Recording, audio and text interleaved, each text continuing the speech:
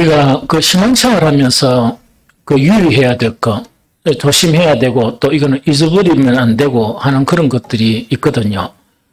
그래서 신앙생활을 하면서 유의해야 될 것들이 많은데 그 중에 정말 이거는 이 조심해야 될 게 뭐냐? 의의 문제입니다. 의. 보통 의라 그러죠. 그래서 의는 대단히 우리 신앙생활을 하면서 중요해요. 그래서 아무리 우리가 신앙생활을 잘하죠. 예배를 너무나 잘 드리고 또 기도를 너무나 열심히 하고 또 그것뿐만 아니고 이 봉사를 아무리 열심히 하고 이렇게 한다 손 치더라도 그 하나님의 의란 기준 있죠. 그게 통과가 안 되면은 의미가 사라져 버려요. 그만큼 중요한 게 이 하나님의 의거든요. 그래서 유대인들을 보면은 어떤 신앙생활, 우리가 이제 평가하기를 이렇게 하면 신앙생활 참 잘한다, 신실하다 하는 그 평가 기준에서 유대인들은 최상의 위치에 있었어요. 그런데 유대인들은 뭐가 문제가 됐냐니까 신앙생활을 너무 잘했는데 의의 기준에서 탈락을 해버렸어요. 의의 기준에 미치지를 못했는 거라. 그리고 쉽게 이야기하면 하나님의 의의 기준에 도달하지 못하다 보니까 그들은 선민에서 탈락이 되어버렸습니다. 그래서 그만큼 중요한 게 뭔가니까 의, 이 자체가 대단히 중요하거든요. 그러면은 이거 성경에서 한번 찾아보고 우리가 같이 한번 읽어봅니다. 로마서 10장 2절 3절입니다. 같이 읽어봅니다. 없어? 제가 읽어드릴게요. 내가 증언하노니 그들이 하나님께 열심히 있으나 올바른 지식을 따르는 것이 아니니라. 하나님의 의를 모르고 자기 의를 세우려고 힘써 하나님의 의에 복종하지 아니하였느니라. 성경은 이렇게 되어 있거든요. 그럼 이거는 뭐냐니까 유대인들은 이런 부분에서 대단히 열심히였습니다. 정말 이렇게 하나님께 막 열심이고 정말 기도하는 거나 신앙생활 하는 거는 모든 사람이 보기에 더 이상 손댈 것이 없는 그런 신앙생활을 했거든요. 그런데 문제가 되는 것은 뭔가니까 의가 그들이 아주 열심히 신앙생활을 탁 막아버린 거예요. 그들의 그 의가 이렇게 이 하나님의 의에 미치지를 못한 거예요. 그 하나님의 기준에 의에 못 미친 거예요. 그러다 보니까 그 사람들은 자기 의라는 것은 뭐냐? 자기들이 기준을 삼아가 이 정도 하면 어렵다 생각한 그 의에 열심이었으나 그 자기들이 선정한 의하고 하나님 의하고 차이가 난 거예요. 그러다 보니까 아무리 열심히 이렇게 했는데도 불구하고 어찌 되는가 하니까 이렇게 탈락해 버렸어요. 그만큼 의라는 것은 중요하거든요.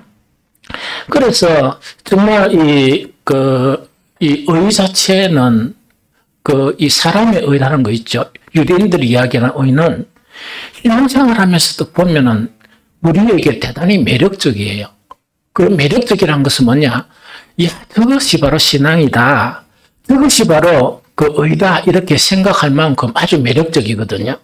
그런데 그렇게 매력적이지만은 우리 사람의 생각에는 저렇게 신앙생활 하면 될 것이다. 이렇게 생각했는데 결국은 안 되는 것이 바로 하나님의 의에 이렇게 비교회가 탈락되는 이런 경우를 이렇게 당하게 됩니다. 이 의에 대해서 예수님께서 이렇게 이 교훈으로 가르쳐 준 게 있습니다.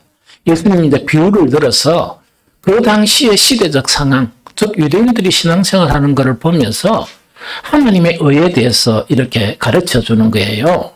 어떻게 가르쳐 주는 거니까 누가복음 18장에는 이렇게 예를 들어서 예수님이 이렇게 말씀을 하십니다. 등장인물이 두 사람인데 한 사람은 어떤 사람인가 하니까 자기를 어렵다고 생각하는 바리새인이에요. 그래 등장인물이. 그 다음에 한 사람의 등장인물은 뭐냐니까 모든 유대인들이 막 욕을 하는 세리예요. 그래서 이거는 뭐냐 실제적인 상황이 아니고 예수님이 비유로 설명을 한 거예요. 그런데 그 한 사람인 그런 바리새인은 자기를 어렵다고 믿는 바리새인이었는데 그런데 이 바리새인이 아무런 근거가 없이 자기를 어렵다고 이렇게 믿는 것이 아니었습니다. 아니었고 예수님이 설명하는 것은 뭐냐? 그 바리새인들은 토색이나 불이나 가늠하는 사람들, 즉 이 세상 사람들하고 차별이 있는 구별되는 그런 삶을 살았다는 이야기예요. 얼마나 매력적이에요. 그것뿐만 아니고 일주일에 2번씩 금식을 했고 소득의 모든 11조를 꼬박꼬박 하나님께 드렸다. 우리가 이 인간적으로 보면 얼마나 매력이 있습니까? 그렇죠? 이거는 아주 매력이 있는 거거든요.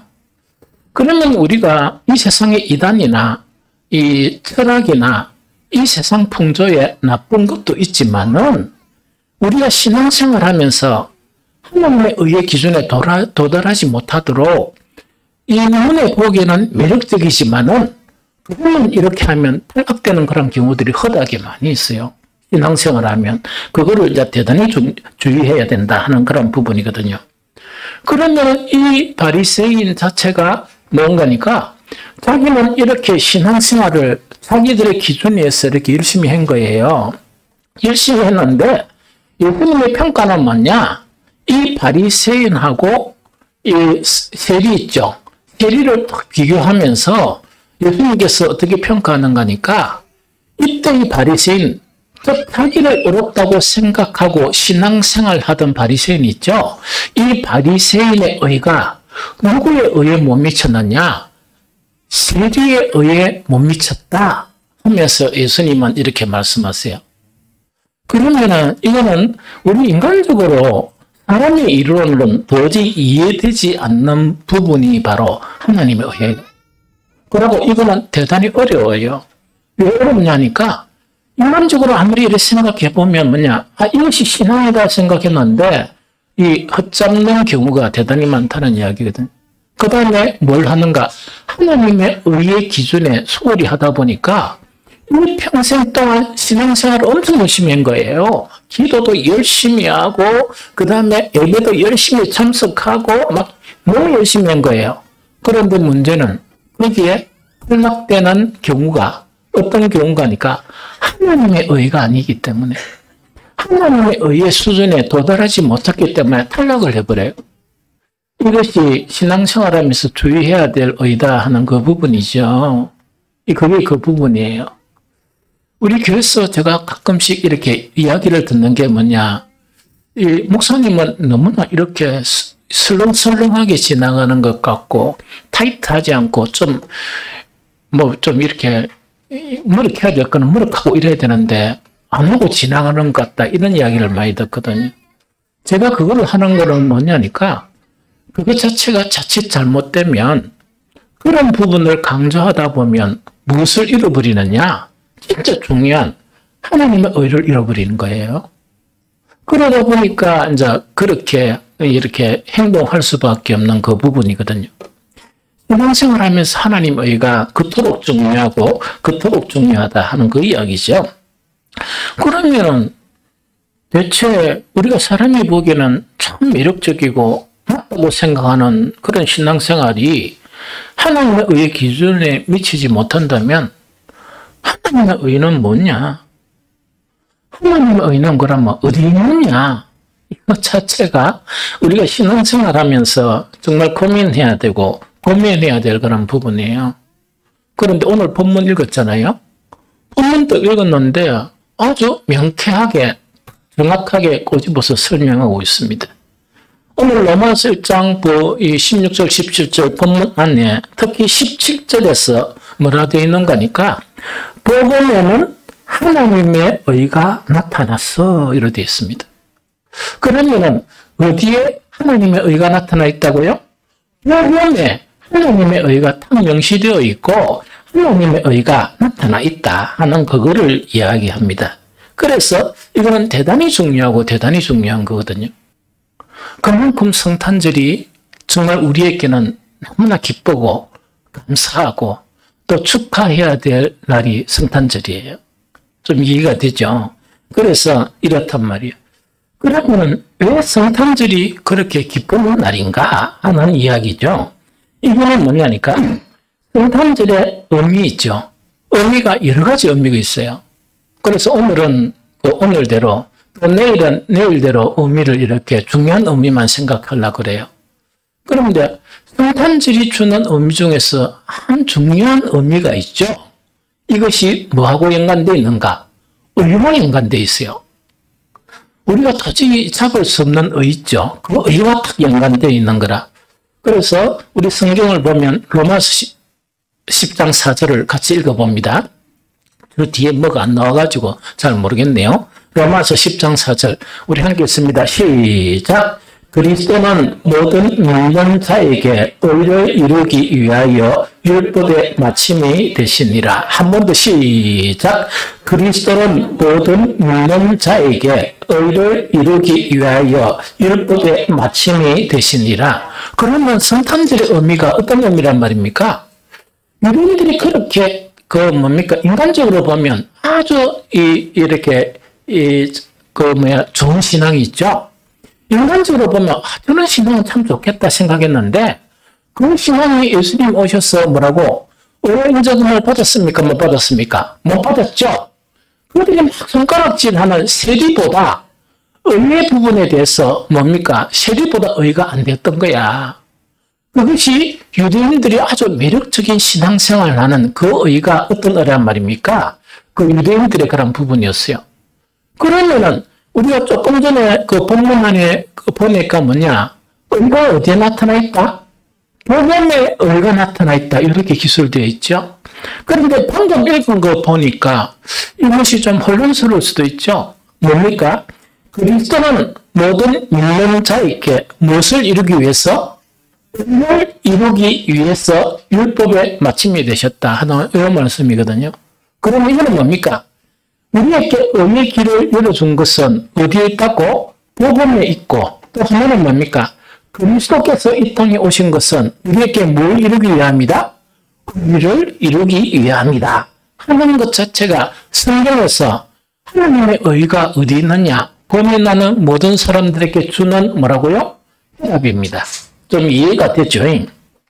그럼 혹시나 우리 다 그런 건 아니지만 혹시나 혼란이 될까 봐서 좀 설명을 하면 뭐냐니까 아니 성경은 이러 보니까 본문에 보니까 뭐라고? 복음에는 하나님의 의가 담겨 있다는 이야기죠. 그런데 갑자기 또 성경을 한 곳을 읽어보니까 그리스도의 오심, 즉 이 성탄절이 있죠. 이것의 목적 중에 하나가 뭐라고? 우리에게 의를 이루기 위해서 예수님께서 오신 것이 바로 성탄절이다. 그런 의미죠. 그러면 조금 혼란스럽죠. 그러면 뭐가 옳은 말인가 혼란스럽죠. 같은 말이에요. 같은 말이에요. 그것이 이제 뭐냐니까 마가복음 1장 1절에서 이 복음과 예수님을 이야기하면서 이렇게 이야기합니다. 마가복음 1장 1절을 읽어보면 하나님의 아들 예수 그리스도의 복음의 시작이라 이렇게 되어 있습니다. 다시 읽어드릴게요. 하나님의 아들 예수 그리스도의 복음의 시작이라 이렇게 되어 있습니다. 그러면 복음에는 하나님의 의가 나타나 있죠. 그 다음에 예수님은 이 복음을 이 의를 이루기 위해서 우리 가운데 오셨죠. 복음과 예수 그리스도는 같은 의미입니까? 다른 의미입니까? 같은 의미예요. 즉 복음의 본질이 바로 누구시라고? 예수 그리스도시다 하는 그 이야기고 예수님의 모든 말씀이 곧 뭐라고? 복음이다 하는 그 이야기예요. 그러다 보니까 이 하나님의 그 의 자체는 복음에 담겨져 있고 하나님의 의 자체는 누가 우리에게 이루어 주셨다? 예수 그리스도께서 우리에게 그 길을 열어주셨고 이루신 분이다 하는 그 이야기예요. 그래서 성탄절은 뭔가니까 너무나 기쁘고 너무나 즐겁고 너무나 감사하고 너무나 축하하고 또 너무나 하나님께 찬양 드려야 될 것이 바로 성탄절이다 하는 그 의미예요. 좀 이해가 되겠죠? 그래서 어쨌든 간에 우리는 이 복음에 나타난 하나님의 의를 잘 이해해야 돼요. 이것을 잘 이해하지 못하면 아까 이야기했죠? 이 유대인들은 율법으로 살았거든요. 율법 아가제 보니까 그 바리새인들 보니까 정말 이렇게 세상 사람들과 구별하게 생활하고 그 다음에 막 일주일에 금식기도도 막 이렇게 몇 차례씩 하고 또 뭡니까? 11조도 드리고 하는 그런 생활을 보면 아주 매력적인 신앙이죠. 그런데 그 사람들은 하나님의 의의 기준에 탈락해버린 거야. 이해가 됐죠? 또 그것뿐만 아니고 율법만 그런 게 아니고 이 성경에서 보면 세상 풍조, 철학, 그 다음에 사람의 이론 이런 것들이 너무 많아요. 그래서 사실은 이 시대에 우리가 가장 경계해야 될 게 복음 자체를 이상하게 변해시켜버리는 여러 가지 철학 사조들이나 이론들이 있죠. 그걸 차단해야 돼요. 교회는. 그걸 차단해야 뭐냐니까 교회는 진리의 기둥과 터의 사명을 감당하는 거예요. 하나님의 의는 어디에만 담겨져 있다? 복음에만 담겨져 있어요. 그런데 우리가 인간적으로 딱 보면 세상의 이론이나 여러 가지 이단 사상들이나 철학 사상들을 보면 매력이 있어요. 인간적으로 보면 맞는 말이에요. 그런데 그것 하나하나를 우리가 이렇게 받아들이게 되면 그것이 누룩이 되어서 내면은 뭐냐니까 우리는 하나님에 의해서 떠나버리는 그런 사람이 돼요. 이해됩니까? 이것이 대단히 중요하고 대단히 중요하다. 그래서 바울은 이걸 뭐라고 이야기하는가? 첫째 율법을 우리 복음에서 배제시키는 역할을 해요. 그것뿐만 아니고 그 당시에 초대교회 그리스도인들에게 사람의 속임수와 간사한 유혹에 빠져 온갖 교훈의 풍조에 밀려 하는 것을 이렇게 염려를 한 거예요. 그래서 이것이 초대교회 때부터 지금까지 우리가 경계해야 될 것은 뭐냐? 복음만을 딱 붙들고 예수 그리스도만을 붙들어야 되는데 지금 엉망진창이에요. 여러분들은 뭐냐? 뭐가 엉망진창입니까? 이렇게 생각할지 모르지만 여러분들도 목사처럼 깊이 있게 성경을 보고 폭넓게 성경을 연구하면 어떤 마음이 생기는 거니까 이 큰일 났다 하는 생각이 드는 거예요. 이야, 이거는 대단히 큰일 났다. 그래서 우리 교인들이 쉽게 여기서 빠져버리고 쉽게 요동하고 쉽게 진리에서 떠날 수 있겠구나 하는 그런 이렇게 우려감 이것을 가지게 돼요. 좀 이해가 되죠? 왜? 그 세상의 풍조들이 정말 매력적으로 다가오거든. 심지어 어떤 사람들은 뭐냐 정말 뭡니까 이 금욕주의 사상 있죠? 철저히 금욕을 하면서 막 이런 사람들도 있어요. 그러면 우리 청년들이나 이런 또 보면 이야 저게 진짜로 신앙인 것 같다 이런 식으로 하는 거야. 그런데 사실은 그것이 육체의 욕구를 거절하는 것에는 아무 소용도 없고 몸만 괴롭히는 거라. 몸만 괴롭힌다는 거는 못 먹으니까 배만 고프고 안 그러면은 이렇게 편안함이 없이 언제 자기 스스로 이 괴롭히게 되는 그런 것으로 빠져버려요. 그래 그걸 아무리 했던 소치더라도 하나님의 의회는 뭐가 된다? 탈락이 돼버려. 이해가 됩니까? 그래서 이거는 대단히 중요하고 대단히 중요한 그런 부분이다 하는 이야기죠. 그럼 이제 지금부터 예수 그리스도는 의를 이루기 위해서 이 땅에 오셨고 복음에는 하나님의 의가 나타났죠. 그러면 도대체 어떤 내용입니까? 이게 이제 궁금하다 그죠? 그래서 로마서 중심으로 해가지고 로마서에서 나타난 하나님의 의가 뭐냐 하는 그 부분을 오늘은 성탄절 앞날 또 주일이니까 이걸 갖다가 우리 성도들하고 함께 공유했으면 좋겠습니다. 물론 지금까지 계속 주의 있게 설교를 다 들었다 그러면 다 이건 이해가 되는 거예요. 왜냐니까 이미 막 끊임없이 계속 목사가 설교를 했으니까요. 그런데 오늘은 이렇게 딱 정리해가지고 로마서에 나타난 하나님의 의가 뭐냐? 즉 복음에 나타난 하나님의 의가 뭐냐 하는 거 있죠. 이거를 갖다가 두 가지만 설명할게요. 이해가 됩니까? 제일 첫 번째로 뭐냐? 복음에 나타난 하나님의 의는 믿음으로 의롭다 인정받는 의예요. 다시 이야기합니다. 이 복음에 나타난 의는 무엇을 이야기하는가? 믿음으로 의롭다 인정받는 의입니다. 그러면은 하나님께서 인정해주는 의가 어떤 의라고요? 믿음이에요. 믿음으로 의롭다고 인정받는 그 의다 하는 이야기죠. 다시 이 의에 대해서 강조를 하면 우리는 믿음으로 그 의롭다고 인정 못 받죠. 못 받으면 기독교 신앙이 안 됩니다. 기독교 신앙이 안 되고 아무리 인간적으로 서로 모여가지고 의사가 예배를 이렇게 드리자 결의를 하고 이러죠. 그 예배가 의미가 없어져. 뿐만 아니고 올해는 이대로 했으니까 내년부터는 기도를 더 강하자 막 이렇게 하죠. 그런데 믿음으로 어렵다 하는 그 의의가 없으면 그 기도가 아무리 막 이렇게 열심히 기도해도 하나님의 보좌 앞에 상달이 안 돼요. 그것만 이렇게 막 스치다가 없어져 버려요. 대단히 심각하죠. 이 우리가 믿음으로 어렵다 하는 이 의의가 없으면 성경에 나타난 이 샬롬의 복들이 있죠. 이 샬롬의 복들이 보면 성경 안에만 있고 이게 특별한 사람들에게는 나타나는 것 같지만 내한테는 없어져 버리는 거예요. 그래서 우리는 하나님의 의의 기준에 합당한 그 신앙생활을 해야 되는데 그 복음에 나타난 하나님의 의는 뭐냐니까 믿음이 우리를 옳았다고 인정해줘요. 유교 통과가 되어야 된다 하는 그거를 이야기합니다. 그리고 이 의의 길을 여신 분이 예수 그리스도시고 예수 그리스도를 이 땅에 보내신 분이 누구시라고요? 하나님이세요. 그럼 성경 읽어봅니다. 로마서 3장 21절 24절인데 우리 함께 읽습니다. 자, 이렇게 천천히 좀 정확하게 읽어봅니다. 시작. 이제는 율법 외에 하나님의 한 의가 나타났으니 율법과 선지자들에게 증거를 받은 것이라. 곧 예수 그리스도를 믿음으로 말미암아 모든 믿는 자에게 미치는 하나님의 의니 차별이 없느니라.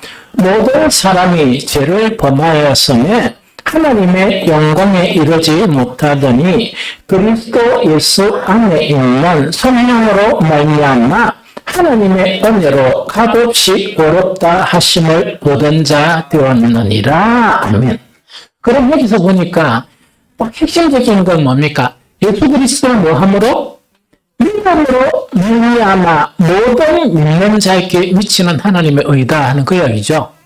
그러면 하나님 복음 안에서 나타난 의가 어떤 내용인가니까 하나님이 예수 그리스도를 이 땅에 보내셨죠.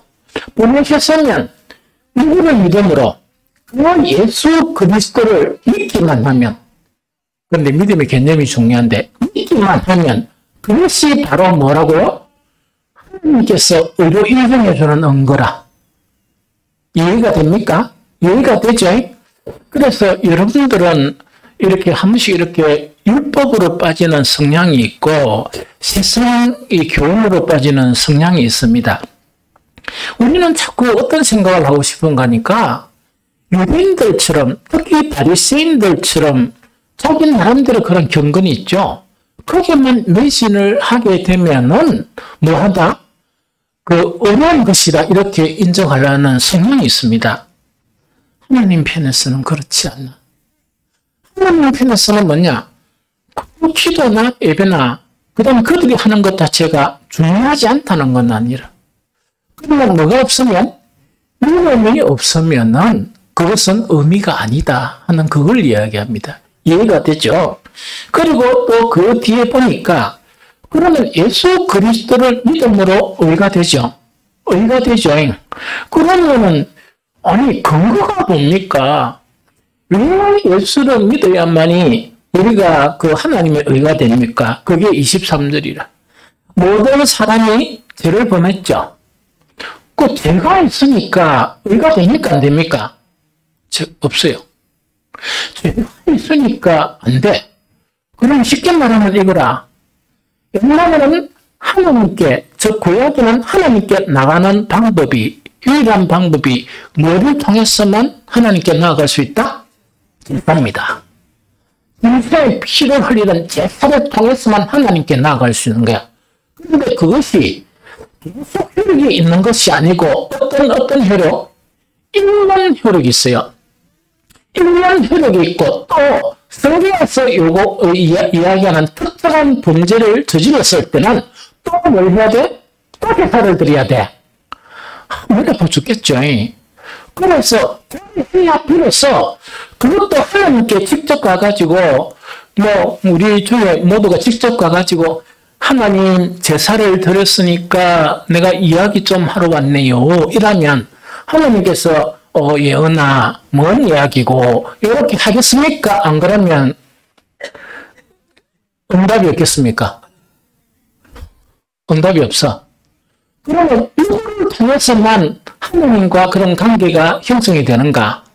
제사장을 통해서만 돼. 그러니까 직접 하나님 앞에 나아갈 자격도 없는 거야. 이거 이해가 됩니까? 그것이 구약에 나타난 거야. 이해됩니까? 그러면 예수 그리스도가 바로 정말 예수 그리스도를 믿음으로 의가 된다는 그 근거가 뭐냐니까 의가 안 되는 죄라. 의가 안 되는 불이죠. 우리는 불의한 존재고 죄가 있는 그런 존재란 말이야. 그러면 이 법, 즉 공의로우신 하나님의 법에 의해서는 아무도 하나님 앞에 못 나가. 이해됩니까? 그 다음에 원래는 장로님들이 옛날 구약 같으면 문 앞에 서가 있어야 돼. 뭐 하러? 짐승 가져왔나 안 가져왔나 이거 있죠? 그럼 짐승이 흠이 없나 그걸 보면서 조금 흠이 있으면 닦고 해가 예배 참석 못해요. 이해가 됩니까? 그래서 구약에 나타난 그런 부분 때문에 엄청 복잡한 과정을 거치는 거야. 그런데 오늘 아침에 교회 이 성전에 예배드리러 참석할 때 여러분들 짐승을 이렇게 20마리씩 잡고 왔어요? 아무도 안 가져왔잖아. 그거를 누가 대신했느냐? 예수님께서 대신하신 거예요. 예수님은 이 땅에 오셔서 그 숱한 제사들, 정말 그 짐승들을 제물로 바칠 때는 그 대신한 인간이 짐승의 머리 위에 뭘 합니까? 안수를 이래 합니다. 안수하는 의미는 어떤 의미인가니까 뭐 짐승을 축복하는 거 이게 아니고 내 모든 죄를 누구한테 전가시킨다? 짐승한테 전가시키는 거. 짐승한테 전가시키면서 이 짐승을 누구에게 짐승과 짐승의 피를 누구에게 바친다? 하나님께 바쳐야 일정 시간 동안 효과 있는 하나님과의 이런 관계가 되는데 그것도 직접은 안 되고 누가 대신해서 제사장이 대신해서 관계성이 형성되는 거예요. 이해됩니까? 이것이 하나님의 법이야. 은혜의 법이다. 그래서 아무도 안 돼. 그래서 그 짐승 바치는 것도 하나님께서 은총을 이렇게 허락해 주셔서 하는 거야. 유리를 택해가지고 하나님이 많이 봐주시가지고 원래는 우리가 죽어야 되는데 우리가 죽어버리면 왜 돼? 죽은 자가 무슨 제사를 드립니까? 안 드리잖아. 짐승을 대신해서 희생을 시키는 거예요. 그런데 하나님의 그런 의의 법 있죠. 죄인을 향한 하나님의 의의 법, 그 율법이라 의의 법 자체를 이렇게 완전하게 그 죄의 법의 요구를 다 만족시킨 분이 누구시라고? 예수님이신데 예수님은 뭐냐? 짐승이 아닌 자기의 몸, 죄가 하나도 없는 자기의 몸을 우리의 죄의 대속물로 정말 영원한 산제사 그것을 드리기 위해서 이 땅에 오신 거예요. 그래서 예수님은 2000여 년 전에 그것을 실행을 하신 거야. 그러면은 하나님의 의의 법은 예수 그리스도를 통해서 완성이 되었죠. 우리 대신에 드려져 버렸단 말이에요. 이거는 뭐와 같은 거니까 내가 어떤 사람한테 빚이 있는 거야. 한 1억이라는 빚이 있는 거야. 그러면 빚쟁이죠. 빚쟁이는 그 빚을 안 갚으려면 늘 피해 다녀야 되잖아. 그럼 그 양반이 어떤 데 온다 그러면 피해 다니고 이래야 되잖아. 그런데 내 사랑하는 친구가 너무나 사랑하다 보니까 그 1억 빚을 갚아본 거야. 그러면은 그 빚지는 그 양반이 오면 눈치 볼 필요가 있습니까? 당당하게 왔나? 이러면 됩니까? 당당할 수 있죠. 누가 그 빚을 대신 갚았다? 친구가 갚았으니까 나는 빚을 안 지고 있는 거야. 우리가 죄의 빚을 하나님 앞에 지고 있었는데 누가 이 빚을 갚아버렸다? 예수님께서 이 빚을 갚아버렸다 하는 그 이야기입니다. 그래서 예수 그리스도가 우리에게 의를 이루기 위해서 이 땅에 오셨다는 그 이야기다. 이거 이해가 됩니까? 이 땅에 오셨다는 그 이야기입니다. 그래서 이 성탄절은 뭐냐니까 왜 축하해야 되고 감사해야 되고 왜 이 성탄절은 정말 감격해야 되느냐 하니까 우리가 도저히 해결할 수 없는 그 문제를 누가 해결해 주셨다? 예수 그리스도가 해결해 주셨다 하는 그 이야기입니다. 그래서 우리는 뭐냐니까 이거는 뭐 어떤 문제가 있다 손치더라도 예배드리러 앞에 하면 문제가 아무도 없죠. 옛날에는 있었습니다. 그래서 절차가 너무 까다로워. 그런데 아무나 예배에 들어오는 거야. 그런데 자원제라는 거는 뭐냐? 우리의 원죄 말고 스스로 짓는 죄는 뭐 하기만 하면? 이곳에 앉아가지고 뭐라고? 주님 앞에 회개만 하기만 하면 예수 그리스도의 그런 십자가의 그런 보혈 때문에 회개라는 것만 이렇게 하게 되면 그 죄를 하나님이 기억하신다 안 하신다? 기억을 안 하세요. 그러니까 이 성탄절이 어떤 성탄절이라 엄청 이렇게 의미 있는 성탄절이죠. 그래서 아까 읽었던 22절에 보니까 그리스도 예수 안에 있는 속량으로 말미암아 이 속량이라는 것은 우리의 죄 때문에 십자가를 지셨다는 그 의미입니다. 하나님의 은혜로 값없이 뭐했다? 옳다 하심을 얻은 자 되시라. 이해됩니까? 그러면서 계속 이야기하는 거라. 로마서 3장 26절 27절 그러면서 이제 의 자체를 이야기합니다.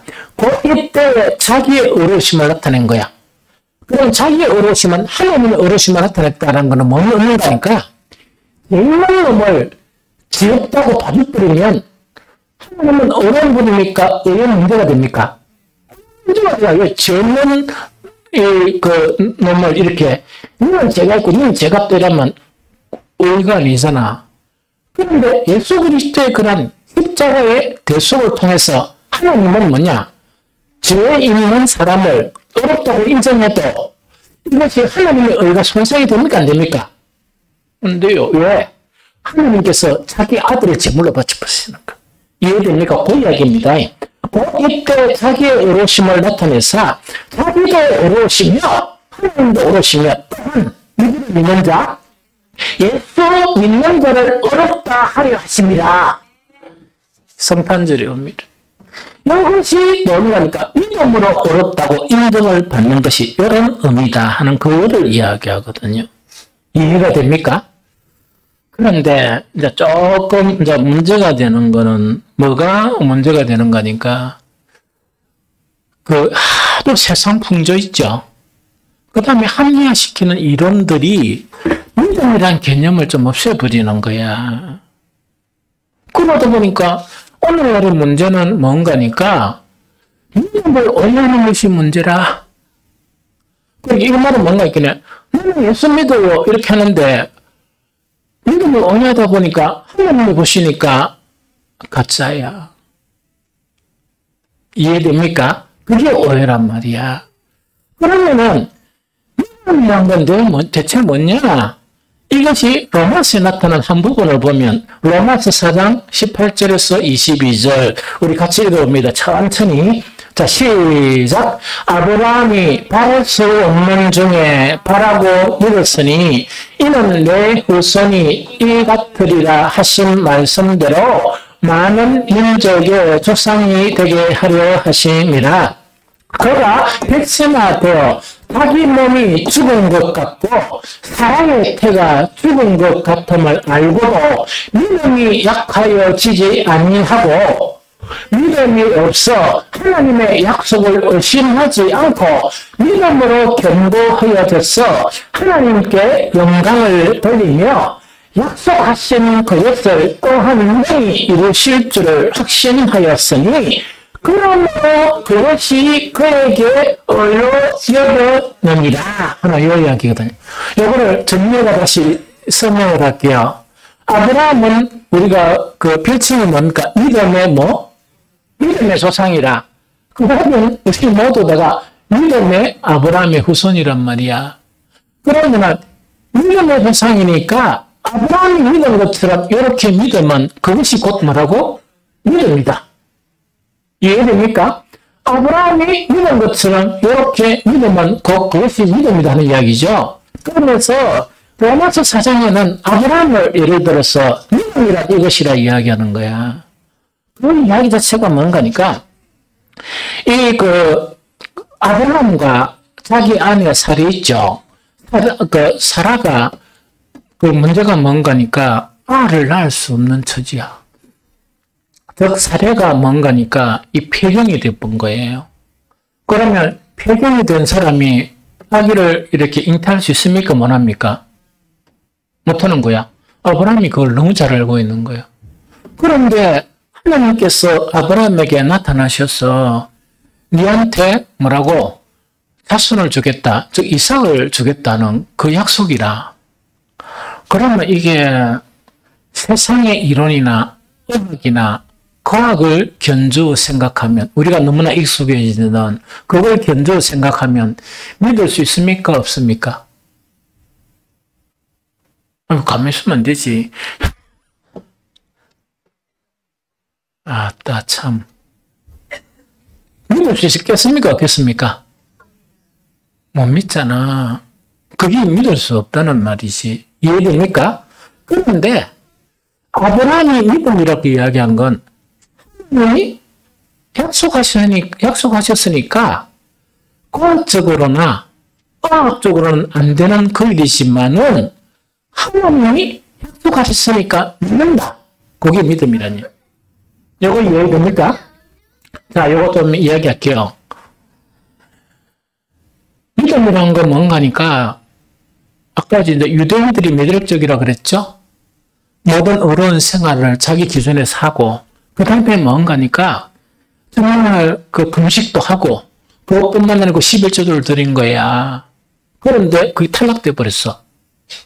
탈락돼 버렸는데, 왜 탈락돼 버렸는가 하니까, 성경 전체에서 이야기하는 거는 뭐냐? 아브라함처럼 그 약속을 못 믿은 거예요. 약속을 못 믿으니까 어떻게 되겠어요? 성경에서 자기들이 이해될 수 있는 것은 믿고 행하겠죠? 성경에서 이 세상의 이론으로 보니까 안 믿어지는 거야. 과학적으로나 의학적으로 안 믿어지는 거야. 그거는 성경에서 이렇게 빼본 거야. 그러면 그 사람들은 믿음입니까? 믿음이 아닙니까? 하나님을 믿은 겁니까? 믿은 것 아닙니까? 믿음이란 것은 뭐냐? 하나님의 약속을 믿는 거예요. 그래서 우리가 믿음이라는 것 자체가 우리 세상 사람들한테 막 나는 예수를 믿어요 하는 거를 자꾸 뭐로 생각하는 거니까 나는 교회 예배를 참석합니다. 이걸 믿음으로 생각하는 거야. 그러면 유대인들의 믿음이 우리보다 한 3배나 더 낫지. 맞죠? 그것도 맞지만은 그것이 믿음이 충분한 조건이 아니란 말이야. 충분한 조건은 우리에게 약속한 이것들 세상의 기준에서는 안 맞고 내 생각에는 안 맞더라도 하나님이 하신 말씀이고 예수님이 하신 약속이니까 그건 있는 거예요. 그걸 믿음이라 그래. 믿음을 가진 사람을 하나님은 뭐라고 인정해 주신다? 어렵다고 인정해 주시는 거예요.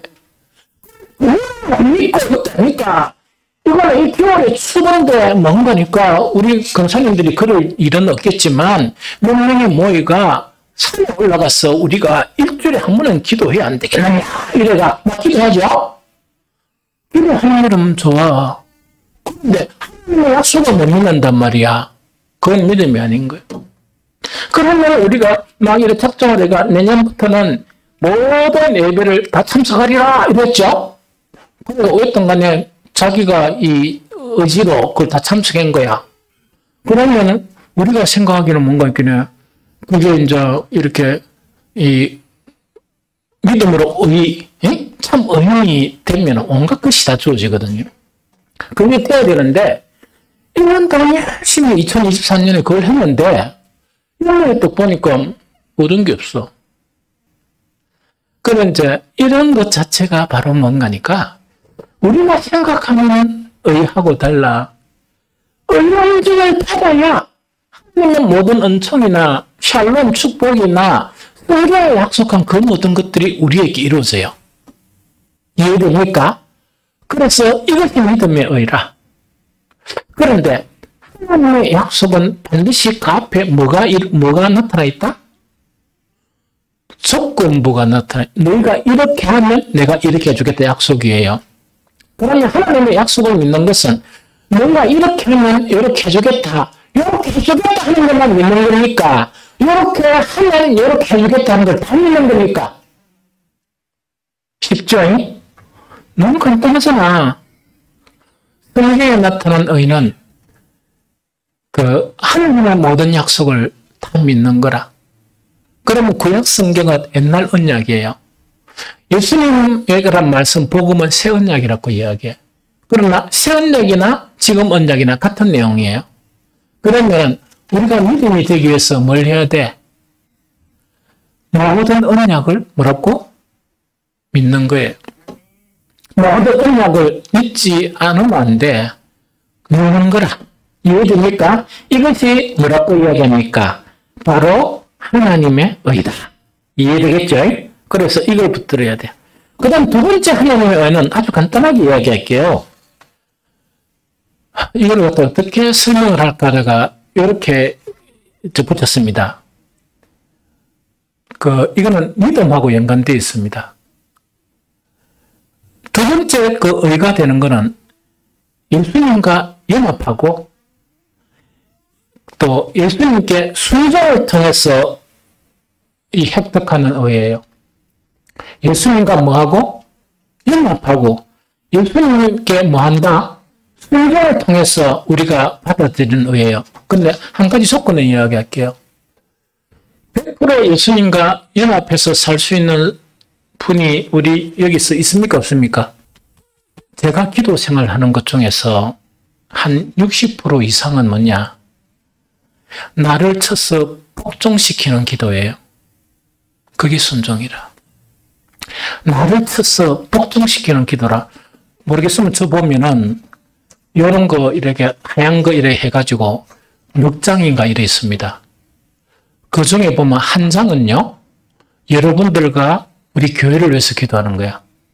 나머지 석 장은 앞뒤로 되어 있습니다. 누구를 위해서 기도하는 거라? 내 자신이에요. 그런데 그 기도 내용은 아무것도 없고 성경 구절만 앞뒤로가 성경이 빽빽하게 되어 있습니다. 그러면은 계속 기도하면서 뭐라고? 나를 향해서 기도하는 거야. 주님, 내가 이렇게 살게 해달라고 계속 기도하는 거예요. 이게 순종의 길이라.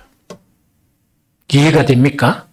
그래서 예수님과 연합하도록 노력하고 예수님께 이 순종하는 거 있죠. 이런 삶을 살게 되면 하나님께서 뭐를 인정해 주신다? 어렵다고 인정해 주시는 거예요. 100% 순종과 100% 연합은 어떻게 되는가? 죽어야 할 수 있어.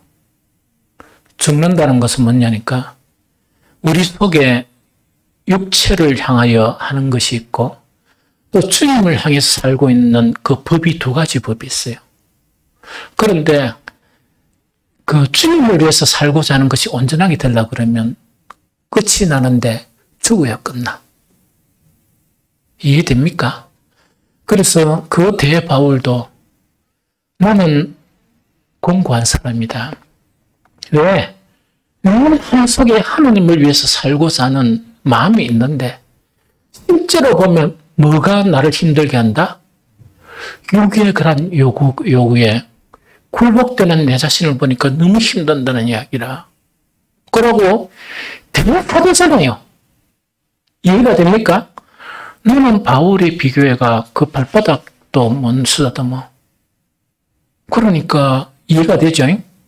내가 그렇다 그러면 여러분들도 뭐 비슷하죠? 그래서 우리는 뭐냐니까 예수님과 연합하려고 우리 신앙의 목표를 삼고 예수님께 순종하려고 자기를 쳐서 계속 굴복시키고 회개하는 이것을 그런 삶을 어렵다고 인정해 주시는 거예요. 이해가 됩니까? 그거 자체를 이야기합니다. 그래서 성경의 이 부분을 읽기만 읽고 오늘 우리 아이들 때문에 이 아이들 어디 갔노? 이 피자가 사라지겠네? 읽어봅니다. 로마서 6장 5절 7절 같이 읽어봅니다. 자, 시작. 만일 우리가 그의 죽으심과 같은 모양으로 연합한 자가 되었으면 또한 그의 부활과 같은 모양으로 연합한 자들아 되리라. 우리가 알거니와 우리의 옛사람이 예수와 함께 십자가에 못 박힌 것은 죄의 몸이 죽어 다시는 우리가 죄에게 종노릇 하지 아니하려 함이니 이런 죽은 자가 죄에서 벗어나 의롭다 하심을 얻었습니다. 의롭다 하심을 이미 얻었습니까? 않았습니까? 얻었다는 이야기죠. 그래서 아까 진행형을 이야기하는 거라. 읽은 내용에 우리가 어떻게 된다? 정말 그의 죽으심, 예수님의 죽으심과 연합한 자가 되어지고 예수님의 부활과 연합한 자가 되게 되면은 우리가 의롭다심을 얻었습니까? 아직 못 얻었습니까? 얻었다는 이야기라. 이해됩니까? 이미 받아버렸다는 이야기라. 그러면은 예수님의 십자가의 의미는 죄를 향해서 살고자 하는, 이 세상을 향해서 살고자 하는, 육체의 기능을 살고자 하는 그것을 계속 매일마다 말고 십자가에 못 박는 이 일을 해야 되는 거예요.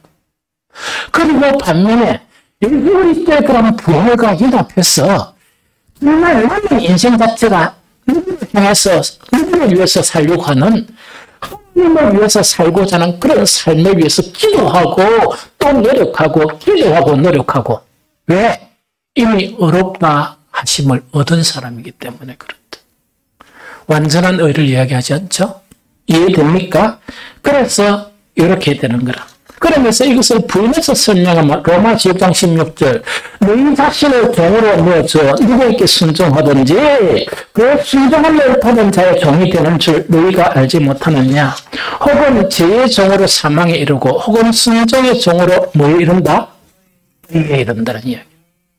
그래서 오늘 말씀을 이렇게 귀담아 들어야 돼요. 이거는 뭐냐니까 우리가 정말 예수 그리스도를 온전히 믿는 것은 뭐라고? 예수님이 우리에게 약속하신 모든 말씀을 믿는 거 있죠? 이 세상 이론이 없다든지 내 생각이 없다든지 그런 생각이 있다면 차단해버리고 그걸 붙들고 하는 이것이 바로 믿음으로 사는 것이다. 뿐만 아니고 연합과 순종이라는 것은 뭡니까?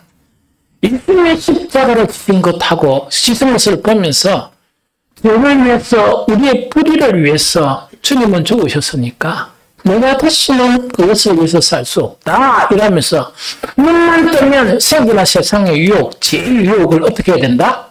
끊임없이 십자가에 못 박는 그런 일을 해야 돼. 그것뿐만 아니고 예수님의 부활을 생각하면서 내가 이 살아서 해야 될 일은 뭐냐? 죄를 위해서 더 이상 살지 아니하고 하나님을 위해서 사는 그 삶을 살아야 되겠다고 결단한 그것이 하나님께서 우리를 의롭다고 인정해주는 그런 성경에서 나타나는 하나님의 의다 하는 그것을 이야기합니다. 이해가 되죠? 이 말씀을 이제 보니까 참 이 그리스도인들이 난해한 것이 뭐냐? 야고보서하고 로마서를 보면서 뭐 믿음으로 구원을 얻느냐, 행위로 구원을 얻느냐, 이 가지고 막 이렇게 옛날에 뭐 이 토론회도 하고 막 그랬었어요. 왜 그런 부질없는 일을 했는가 하는 생각이 들어. 같은 말이라. 야고보서 2장 24절에 보니까 이래 보건대 사람이 행함으로 의롭다 하심을 받고 믿음으로만 아니니라. 이게 늘 걸림이 되는 거예요. 로마서 3장 4장에서 나타난 뭔가니까 믿음으로 구원을 얻는다 하는 그거하고 늘 이렇게 요것만 비교하는 거예요. 로마서 방금 읽어보니까 믿음이란 것은 약속을 믿는 거죠. 약속을 믿는다는 그 약속을 따라 행하는 것을 이야기합니까? 안 행하는 것을 이야기합니까? 똑같은 말이지. 똑같은 말이잖아요. 그래서 정말 누가 뭐래도 또 이 세상의 풍조가 교회에 지금 계속 힌트를 해요. 붙드는데 무엇을 붙들어야 됩니까? 예수 그리스도를 믿음으로 우리는 이미 의인이 되었다. 그래서 그 믿음은 계속 말씀을 의심치 않고 약속을 의심치 않고 그 약속을 하나씩 하나씩 붙드는 것이다. 이걸 생각해야 돼. 뿐만 아니고 예수님과의 연합과 그 말씀의 순종을 통해서 나는 이미 의를 받은 것이다. 이래 생각하고 믿음과 정말 이 연합과 순종의 삶을 지속해 나가는 정말 우리 모두가 되시기를 예수 그리스도 이름으로 축복을 합니다.